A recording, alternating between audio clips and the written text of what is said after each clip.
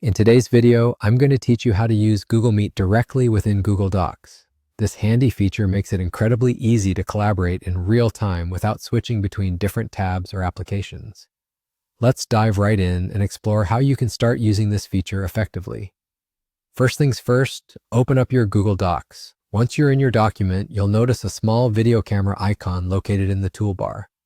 Go ahead and click on that icon and you'll see a drop-down menu appear. Here you'll find a couple of options. One to start a new meeting and another to enter a meeting code if you've already got one set up elsewhere. Now, if you've scheduled any meetings in your calendar, they'll conveniently be listed here as well. Google makes it super easy to join these meetings without any hassle. But let's say you want to start a fresh meeting right here from Docs. Clicking on Start a New Meeting will do just that.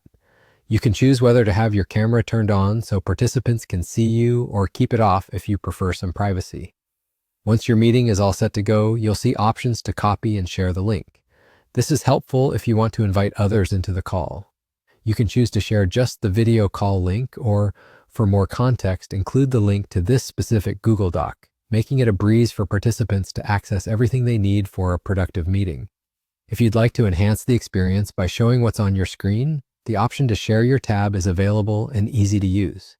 It's a great way to walk your team through a presentation or demonstrate something directly from your browser.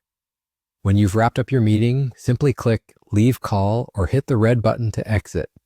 It's as easy as that, allowing you to return to your document and continue working efficiently. And there you have it. That's how you can seamlessly use Google Meet within Google Docs, ensuring your collaboration sessions are smooth and integrated. This feature is all about aiming for productivity without interruptions.